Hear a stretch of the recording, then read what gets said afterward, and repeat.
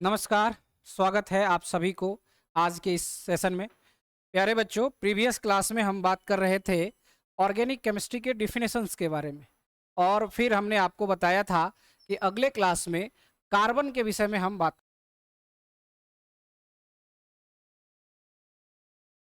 करते हैं। ऐसे आप जनरली आप जानते हैं जो केमिस्ट्री है वो किससे शुरू हो रहा है? सी से, यानी पूरा केमिस्ट्री सी के इर्द गिर्द घूमता है ना, मतलब कार्बन के इर्द गिर्द घूमता है। और ऑर्गेनिक केमिस्ट्री तो बिना कार्बन का काम ही नहीं होगा।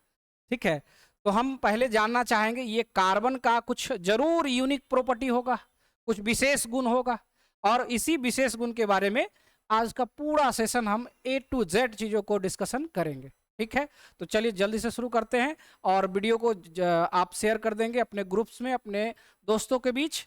चलें शुरू करें। चलिए, तो पहला जो पॉइंट हमारा क्या रहा है कि कार्बन, ये जो हम लिखे हैं, ये जो सी से कार्बन, सी मीन्स यहाँ क्या लिख दे रहे हैं? कार्बन। हिंदी में भी लिख देते हैं ये कार्बन। ठीक, अब ये देखिए कार्बन का ये जो सिंबल है सी है, तो यहाँ पर कार्बन का सिंबल और यहाँ एटॉमिक नंबर और यहाँ इसका क्या मास नंबर दर्शा देते हैं। अगर आपसे पूछा जाए ए किससे रिप्रेजेंट, किसको रिप्रेजेंट करते? ए मीन्स क्या लिख सकते हैं? एटॉमिक मास, यानी ए, तो ये कितना है 12, और ये जेड, ये एटॉमिक नंबर जेड, तो कितना है 6। ये प्रोटॉन की संख्या भी है। ठीक है ना, हम लोग क्या जानते हैं प्रोटॉन किसको, ये एटॉमिक नंबर किसको कहते हैं? तो सिंपल सी बात है, हम लोग कहते हैं कि परमाणु के प्रोटॉनों की संख्या, अगर किसी एटम में हम लोग प्रोटॉन की जो संख्या होती है न्यूक्लियस में, मतलब नाभिक के केंद्र में उपस्थित कुल प्रोटॉनों को जो संख्या होता है वही कहलाता है उसका क्या? एटॉमिक नंबर, यानी परमाणु संख्या। तो यहाँ पर जो बात कर रहे हैं हम, ये Z जो है वो उसका एटॉमिक नंबर है, तो Z प्रोटॉन की संख्या के भी बराबर होगा। चूंकि ये न्यूट्रल एटम है, कैसा है भाई? न्यूट्रल एटम, उदासीन परमाणु इसको बोलते हैं, उदासीन परमाणु। और जब उदासीन है इसका मतलब है कि यहां पर Z बराबर E बराबर P, यानी इलेक्ट्रॉन की संख्या और प्रोटॉन की संख्या क्या हो जाएगा? बराबर हो जाएगा। तो इसका मतलब है कि Z अगर हमारे पास यहां 6 है तो P भी हमारा 6 होगा और E भी हमारा 6 होगा। इस तरह से हम छोटा सा परिचय इसके बारे में, हाँ एक और परिचय इसमें देखना है, और वो क्या है? द्रव्यमान संख्या हमें जब पता है तो न्यूट्रॉन की संख्या ज्ञात कर सकते हैं। तो न्यूट्रॉन की संख्या क्या होगा? यानी n, और n बराबर क्या फॉर्मूला जानते हैं? a माइनस p या z भी आप लिख सकते हैं, ये फॉर्मूला होता है न्यूट्रॉन का। अर्थात इसी को आप ऐसे भी लिख सकते हैं कि a बराबर होता है क्या? p plus n। अर्थात अगर द्रव्यमान संख्या की बात होगी तो द्रव्यमान संख्या में हम क्या जानते हैं? ये जो यहाँ पर आप देखें प्रोटॉन की संख्या और न्यूट्रॉन की संख्या, यानी नाभिक में उपस्थित कुल प्रोटॉन और न्यूट्रॉन की संख्या को हम लोग क्या बोलते हैं? द्रव्यमान संख्या कहते हैं। तो यहाँ पर द्रव्यमान संख्या हो गया, मास नंबर कहलाया। ठीक है, तो अब यहाँ पर चूंकि न्यूट्रॉन चाहिए तो कैसे निकाल लोगे न्यूट्रॉन? देखो भाई ऐसे कर सकते हो, यहाँ पर n आपको पता है, ए कितना है? तो देखिए यहाँ पर 12, तो यहाँ लिख देंगे 12। और P कितना है? तो देखिए P 6 है, यहाँ भी आप देख रहे हैं P कितना है? 6 है, तो यहाँ 6 लिख देंगे। तो आपके पास वैल्यू कितने आ गए? 6। This is neutron. क्लियर? अब यहाँ पर ये बात तो हो गया, एक सिंपल इंट्रोडक्शन हमने देखा। अब ये जो कार्बन है, अगर आप नेचर में देखें तो ये कार्बन के कुछ आइसोटॉप्स भी होते हैं। आइसोटॉप्स का मतलब समस्थानिक। समस्थानिक किसको कहते हैं? अगर आपसे पूछा जाए ये समस्थानिक क्या होता है, तो इसके विषय में कैसे जवाब लिखेंगे? यहां पर हम लिखते हैं आइसोटॉप्स। आइसोटॉप्स मतलब ये हो जाएगा समस्थानिक। ठीक है, और कार्बन के जो 3 आइसोटॉप्स होते हैं, 6 12 ये लिख देंगे, 6 13 और ये 6 14, ये हो गया, ये 3 इसके आइसोटॉप्स होते। ठीक है, थोड़ा सा यहाँ पर कुछ टेक्निकल इशू आ गया है, इसको ठीक कर देते हैं। चलिए ठीक है, आगे अगला पॉइंट की तरफ चलें। अगर आप इसको नोट करना चाहते हैं तो नोट कर सकते हैं। नेक्स्ट, चलिए अगला पेज में हम चलते हैं, जल्दी से क्विक, थोड़ा तेज करना होगा। क्लियर है? पूरा पिक्चर तो क्लियर है ना? अगर आपको कोई डाउट्स हो किसी तरह का तो आप हमारे व्हाट्सएप नंबर पर डायरेक्ट हमसे कांटेक्ट कर सकते हैं। आप हमें बात कर सकते हैं 7979920478, इस नंबर पर व्हाट्सएप कर सकते हैं। ठीक है, कोई भी प्रॉब्लम हो तो आप यहाँ पर डायरेक्ट हम इस कांटेक्ट नंबर पर बात कर सकते हैं, या फिर आप हमें बात कर सकते हैं 8651359636, ये दोनों व्हाट्सएप नंबर है। और एक बात ध्यान रखना, व्हाट्सएप करना, फोन ज्यादा नहीं करना, ठीक ना?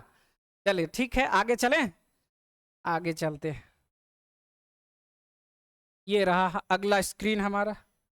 अब यहां पर देखो, हमने क्या बात किया? कार्बन की बात किया, कार्बन। और कार्बन में हमने क्या बताया आपको कि इसके 3 आइसोटॉप्स होते हैं। 3 आइसोटॉप्स में 6, 12, एक ये हो गया जिसका एटॉमिक मास कितना आ रहा है? 12 आ रहा है।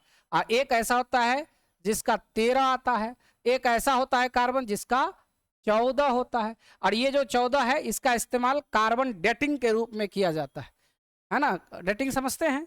यानी कोई पदार्थ है या ईंधन है या कुछ भी कह सकते हैं, उसके जीवन अर्ध आयु जिसको आप कहते हैं कि अर्ध आयु को ज्ञात करने के लिए इसका इस्तेमाल करते हैं। ये कार्बन 14 पद्धति से आप निकालते हैं। इसके बारे में आप सुने भी होंगे, जानते भी होंगे, पढ़े भी होंगे जरूर, निश्चित। जूनियर क्लासेस में ये सब बातें हैं भी और हायर क्लासेस में भी है। आजकल देखिएगा जनरल कंपटीशन में लोग याद करता है कि कार्बन 14 पद्धति से क्या होता है? अर्ध आयु, मतलब कह सकते हैं कि आयु ज्ञात किया जाता है किसी चीज के बारे में, ठीक है ना? तो यही होता है, ये कार्बन 14 के बारे में बात होती है।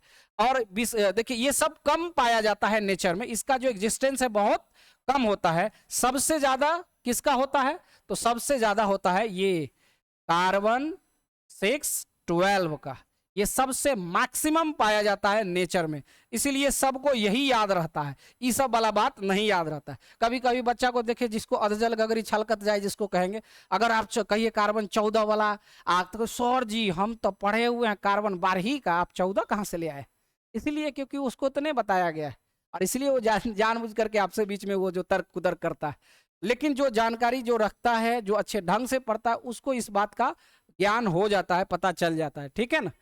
अरे क्या हो रहा है भाई, थोड़ा सा टेक्निकल इशू आ रहे हैं आज, देख रहे हैं एक बार बार आ जा रहा है कंप्यूटर में। ठीक, चलिए तो आगे ये हो गया। अब इसी के बारे में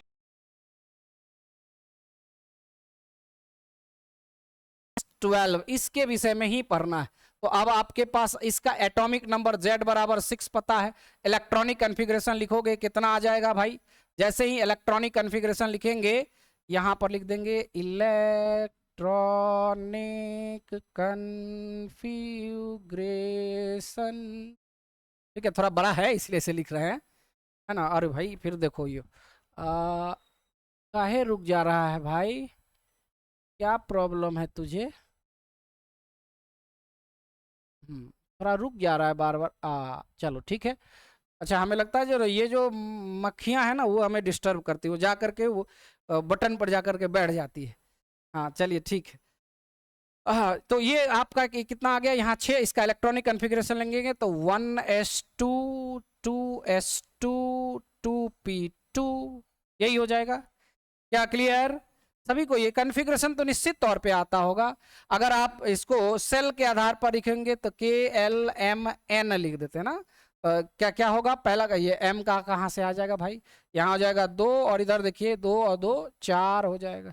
यानी लास्ट कक्षा में यहाँ 4 इलेक्ट्रॉन हो रहा है, पहला कक्षा में कितना? 2 इलेक्ट्रॉन हो रहा है, ठीक है ना? अब आपके पास जब ऑर्गेनिक केमिस्ट्री पढ़ते हैं तो हम लोग क्या जानते हैं कि केवल एक कार्बन जो है वह ह्यूज नंबर ऑफ कंपाउंड बनाता है, नॉट अ लार्ज। हम लार्ज नहीं बोल रहे हैं, ह्यूज बोल रहे हैं। ह्यूज का मतलब क्या है? लार्ज से भी ज्यादा। तो ह्यूज नंबर ऑफ कंपाउंड बनाता है केवल कार्बन का। अब बताइए, कार्बन का ही कंपाउंड करोड़ों है। तो इसीलिए केमिस्ट्री का एक ब्रांच बन गया क्या, ऑर्गेनिक केमिस्ट्री। ठीक है, तो आइए समझते हैं कि कुछ तो विशेष होगा, कुछ तो कारण होगा, कोई ना कोई खासियत बात होगी, तब ये तो इसका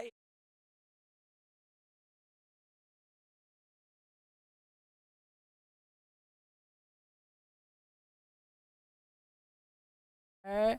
हाँ, क्रिएट कर देता है। देखिए, हाँ, उड़ो, ये कैमरा का देख रहे हैं सर। अच्छा चलिए ठीक है, आगे चलते हैं अगला पॉइंट।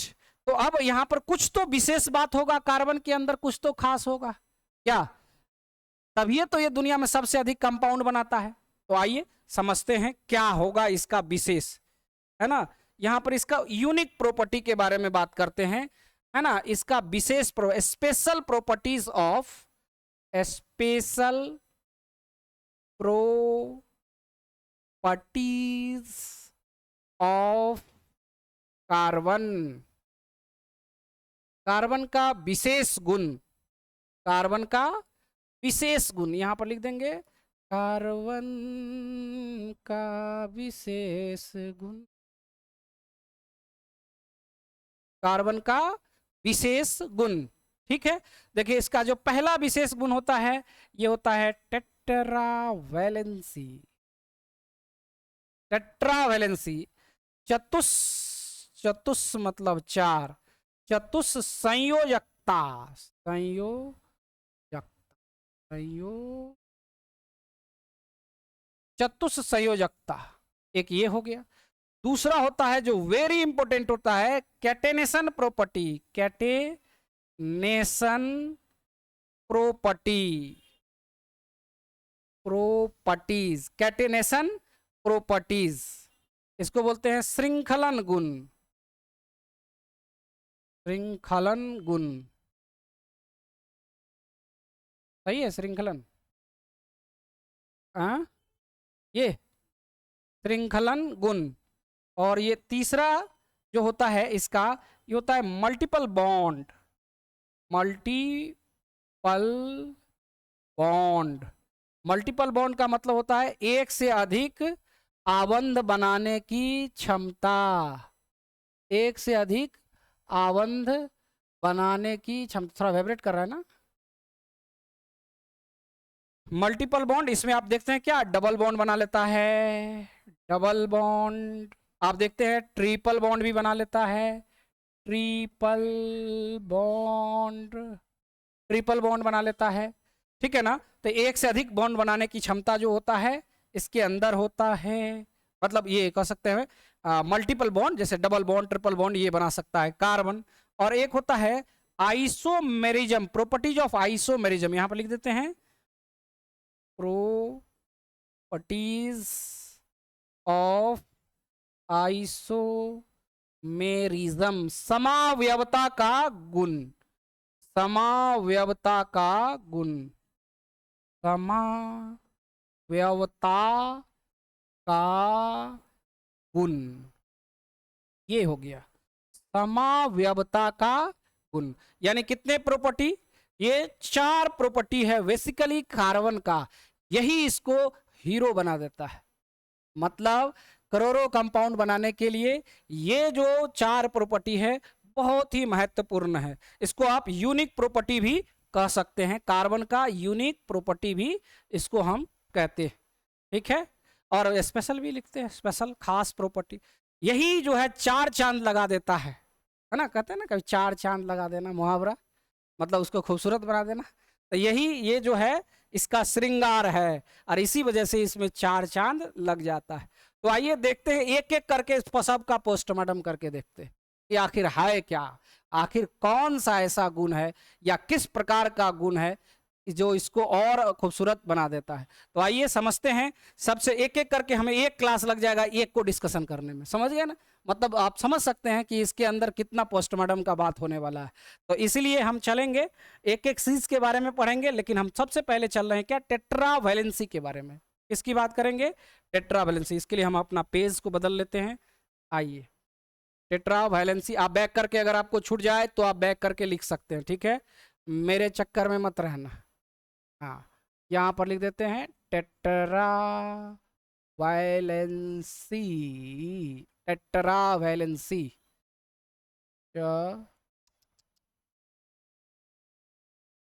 चतुष संयोजकता, ठीक है। अब देखिए कार्बन में कह रहे कि टेट्रा वैलेंसी होता है, किस बला का नाम है टेट्रा वैलेंसी भैया, जानते हैं? टेट्रा वैलेंसी हम कैसे पहचानेंगे? तो कार्बन यहां पर लिखते हैं, एटॉमिक नंबर दर्शाते हैं, कन्फिगरेशन लिखते हैं, और जैसे ही आप कन्फिगरेशन लिखेंगे इसका इलेक्ट्रॉनिक कन्फिगरेशन, तो देखिए जो ग्राउंड स्टेट का इलेक्ट्रॉनिक कन्फिगरेशन होगा वो जो आप इस तरह से लिखते हैं 1s2 2s2 और ये 2p2, ठीक है। तो ये हो गया ग्राउंड स्टेट का। इसका अगर आप ऑर्बिटल डायग्राम लिखेंगे, यहां पर ऑर्बिटल डायग्राम, ऑर्बिटल डायग्राम बनाएंगे, तो ये देखिए लास्ट कक्षा क्या है भाई, लास्ट कक्षा आप कैसे पहचानोगे? तो ये देखिए ये लास्ट कक्षा है, 2 यहाँ मिल रहा है, ये 1 है यानी पहला कक्षा, ये दूसरा कक्षा। आप ऐसे भी देख सकते हो कि अगर ये न्यूक्लियस है और ये पहला कक्षा, ये इसका दूसरा कक्षा, ये हो जाएगा 1s2, और इसमें जो यहाँ पर 2s2 और ये 2p2, तो ये लास्ट कक्षा हुआ ना। तो यहाँ पर अगर आप इसमें देखेंगे ऑर्बिटल डायग्राम, तो क्या आ जाएगा 2s2 और 2p2। हालांकि इसमें कितने ऑर्बिटल होते हैं? इसमें 3 ऑर्बिटल होते हैं, लेकिन जितना लड्डुआ रहेगा उतना ना बांटिएगा, ये खरीद कर लाइएगा फिर से दोबारा करने के लिए, नहीं ना। तो जितना इसकी कैपेसिटी कितनी है? कैपेसिटी है 6 इलेक्ट्रॉन को अपने पास रख सकता है, लेकिन हमारे पास है नहीं, हमारे पास नहीं, कार्बन के पास है नहीं। 6 है तो 6 में तो 2 को बांटिए दिए, अब बचा कितना? 2 गो ना, तो 2 है इसको दिए हुए। कैपेसिटी इसकी 6 है, लेकिन जो रहेगा वही ना देंगे। तो आइए हम इसमें एस है तो इसमें एक कक्षा होता है, और एक कक्षा में हम लोग क्या जानते हैं? हम लोग हुंड्स रूल जानते हैं। अगर आप क्लास 11th के विद्यार्थी होंगे तो थोड़ा सा आपको प्रॉब्लम होगा, क्योंकि आपको हुंड्स रूल की जानकारी नहीं होगी, लेकिन अगर आप 12th के विद्यार्थी होंगे तो बिल्कुल होगा। लेकिन अगर सीबीएसई का विद्यार्थी है तो उसको जानकारी होना चाहिए, 10th वाला में भी पढ़ना। हालांकि बेसिक क्लास में 10th में पढ़ाया जाता है, नहीं पढ़ता है वो अलग बात है। चलिए, तो आपको देख सकते हैं, क्या कर सकते हैं, यहाँ आपके पास 2 इलेक्ट्रॉन है, तो इसमें हम लोग क्या जानते हैं? Hund's rule of maximum multiplicity. क्या रूल्स कहता है? रूल कहता है कि पहले कक्षा में एक इलेक्ट्रॉन भरना है, अब बच जाएगा तब पेयरिंग करना है, बच जाएगा तब पेयरिंग करना है। पहले एक इलेक्ट्रॉन भर दीजिए। तब भैया इसमें कितने इलेक्ट्रॉन है? 2 इलेक्ट्रॉन है, एक भर दिया या भर दिया।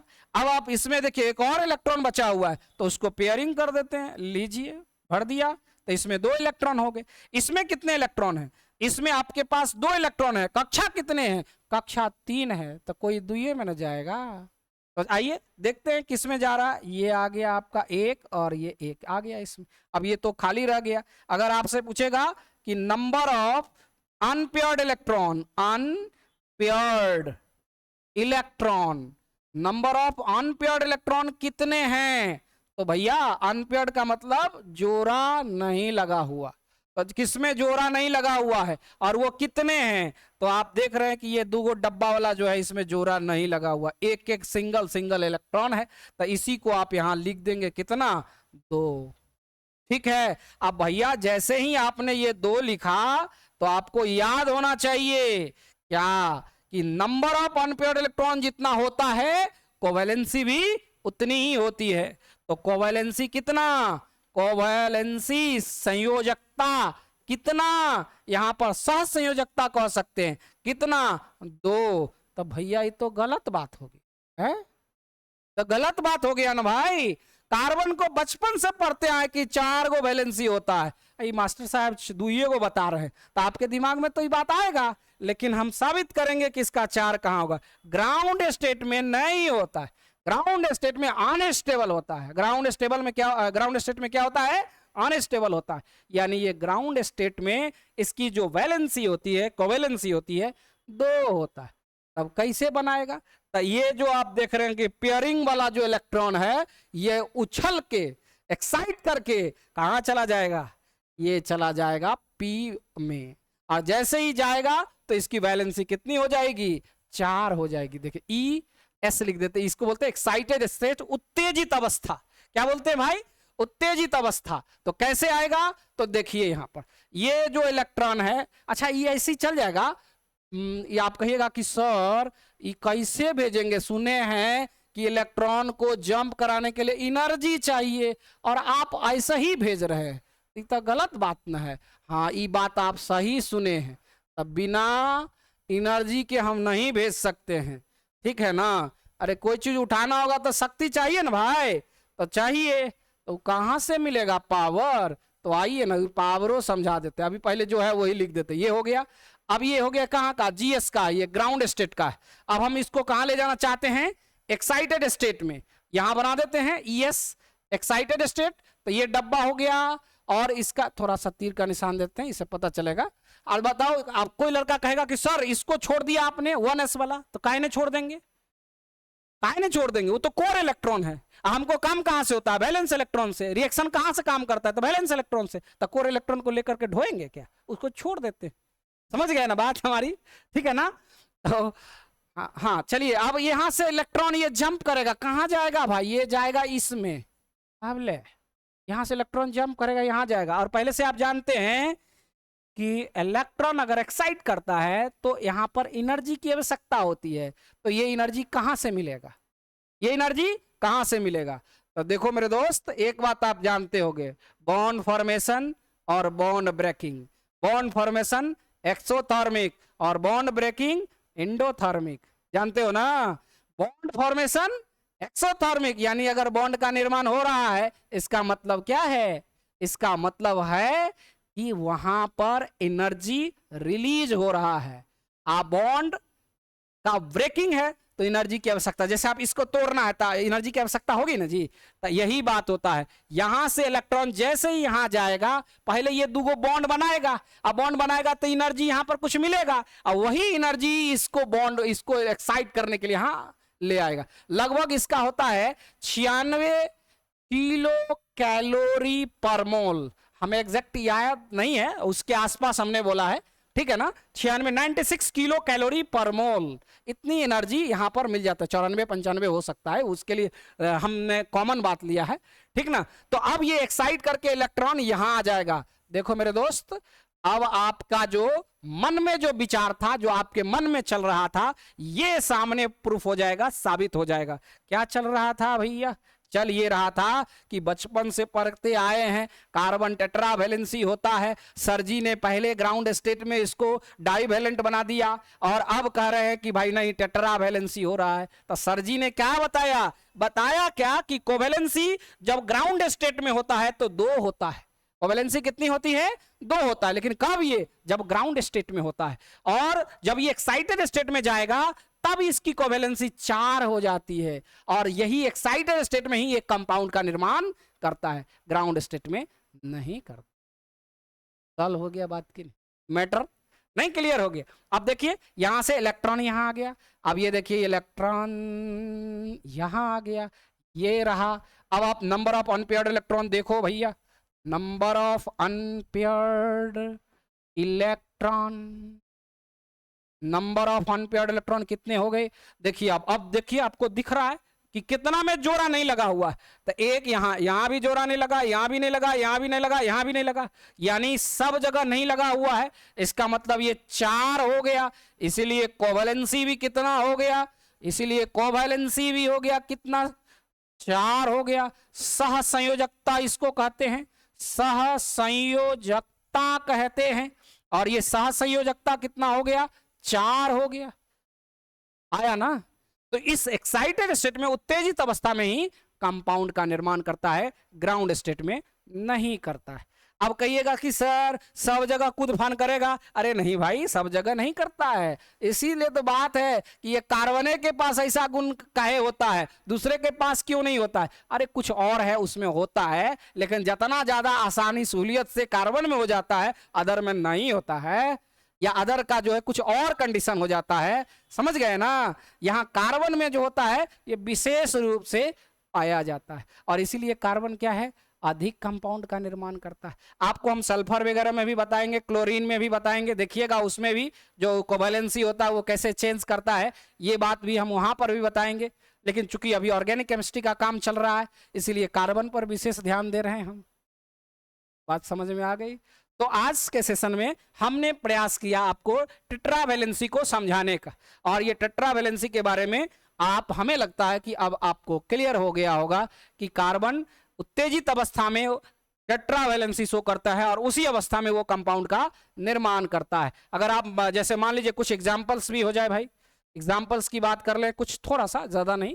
देखिए CH4 मीथेन, तो देखिए आप मीथेन में देखिएगा तो ये आ जाएगा, ये इस तरह का स्ट्रक्चर होता है, टेट्राहेड्रल इसको बोलते हैं। देखिए तो यहाँ कितना बॉन्ड, 1 2 3 4 है कि नहीं। उसी तरह से अगर आप CO2 लेते हैं, कार्बन डाइऑक्साइड कहते है ना, तो कार्बन डाइऑक्साइड में भी अगर आप बात करेंगे तो देखिए यहाँ डबल बॉन्ड आ जाता है, यहाँ पर ये ऐसे आ जाता है, यहाँ पर भी कोवैलेंसी कितनी आ जाएगी, 4 आ जाएगी। आप कैसे बनाते हैं, तो कभी आप सुने होंगे या नाम जानते होंगे। देखिए यहाँ पर हम कार्बन ले लेते हैं और यहाँ पर क्लोरीन ले लेते हैं, तो क्लोरीन की वैलेंसी 1 और कार्बन की वैलेंसी 4, तो ये देखिए ये इधर आ जाएगा और ये इधर आ जाएगा, तो अब आपके पास आ जाएगा CCl4, this is carbon tetra chloride. Understand, समझ गए होगे। हमें लगता है कि अब दिक्कत नहीं होना चाहिए, अगर दिक्कत हुआ तो फिर आपके पास हम हैं, उसको आप कांटेक्ट कर सकते हैं। कहीं पर भी किसी तरह का परेशानी हो तो आप हमसे बेहिचक बात कर सकते हैं, कोई दिक्कत तो नहीं। आगे हम चले ना। चलिए तो आज का सेशन हम यहीं समाप्त करते हैं। छोटा छोटा सेशन लेंगे और प्रत्येक दिन हम प्रयास करेंगे कि ये लेने का प्रयास करेंगे और आपको और मजा आएगा। लेकिन इसको क्लास करना पड़ेगा आपको रेगुलर। हाँ, कभी कभी बीच में वीडियो नहीं आएगा, तो वीडियो नहीं आएगा तो इंतजार कर लेंगे, है ना, नहीं तो कॉल भी कर सकते हैं, बात कर सकते, सर आज का वीडियो नहीं आया, ठीक ना। तो चलिए आज का सेशन हम यहीं समाप्त करते हैं, अगले क्लास में फिर मिलते हैं, तब तक के लिए जय हिंद।